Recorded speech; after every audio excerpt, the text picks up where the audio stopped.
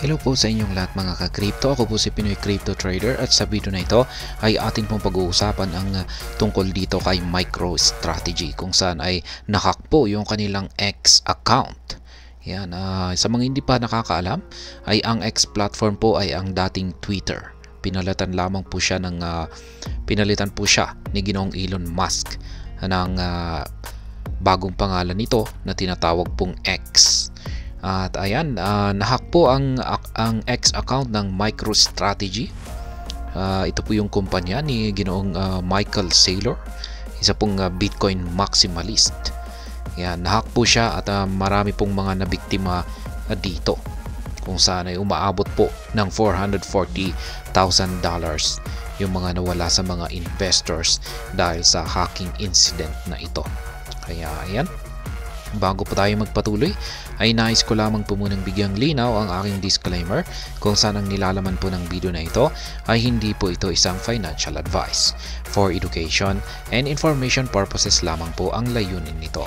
Maliban po dito ay nais ko na rin pong magbigay babala na wala pong kahit anumang group chat ang Pinoy Crypto Trader. At ayan, ang nakikita po natin sa larawan na ito ay itong si Ginoong Michael Saylor. Siya po ang nagmamay-ari ng MicroStrategy at isa na rin po siyang Bitcoin maximalist. At nakikita natin sa kanyang larawan na siya po ay hindi po maayos yung kanyang emosyon dahil sa nagganap na hacking na ito. At ayan, MicroStrategy X account was evidently hacked and used to post a link to a malicious website.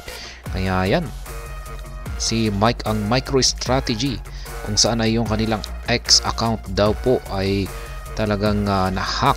Ayan, evidently, may ebidensya raw na talagang confirmed na ito ay na-hack. At yung hackers or hacker ay ginamit po ito. Yung hacker na naka-access po sa kanilang X account ay ginamit po ito para mag-post ng isang link. Tapos yung link na ito ay kapag clinic po ito ng kanilang biktima ay mapupunta sila sa isang malicious website. At dito na po mag-uumpisa yung kanilang pangbibiktima or pagnanakaw. Kaya yan, in the now deleted post, the hackers claim that MicroStrategy had launched MSTR, a token on the Ethereum blockchain. Additionally, they claimed that MicroStrategy's Bitcoin reserves backed the token and users could claim tokens for free. Kaya yan po ang ginamit na panghikayat ng mga hackers dito sa X account ng MicroStrategy. Ayan, ayon po sa mga hackers na ito ay nag-launch daw itong si MicroStrategy ng kanilang bagong token na tinatawag po nilang MSTR.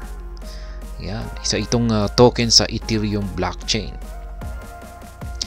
Ngayon, ang dagdag pa nila rito ay yung MSTR daw na ito ay may backing daw po siya gamit ang Bitcoin reserves na mismo ng MicroStrategy. Kaya yan, at ang kagandahan daw po rito ay yung mga users ay pwedeng i-claim yung MSTR token na ito ng libre. Kaya yan po yung ginamit na panghikayat ng mga hackers dito sa followers ng MicroStrategy sa X platform. Kaya ito po yung actual na tweet pero deleted na raw po ito.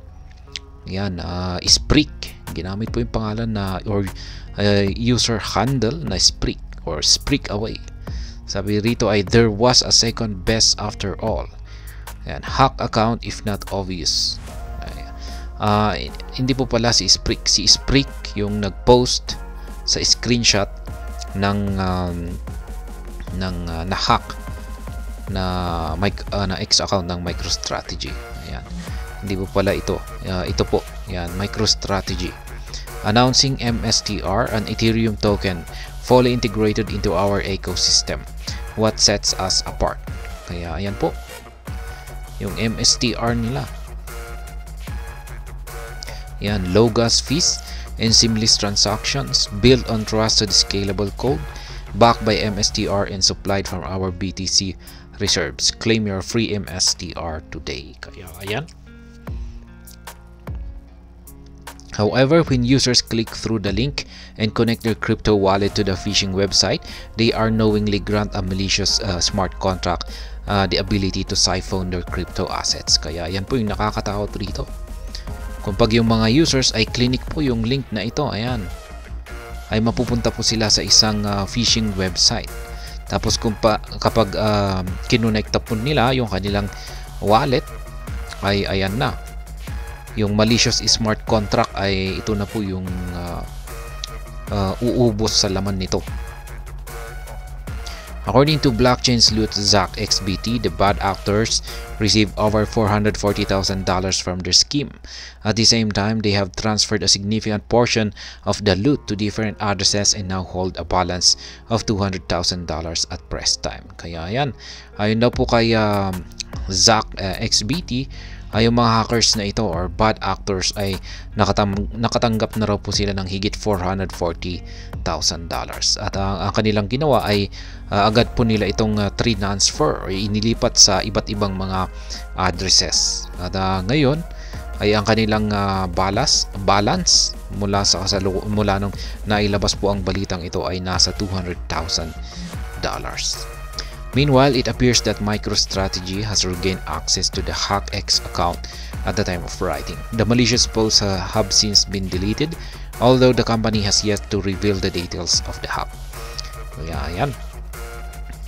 Mula nung nailabas na po ang balita na ito ay mukhang nakuha na or na-regain na ng MicroStrategy yung kanilang access dito sa kanilang na-hack na X account.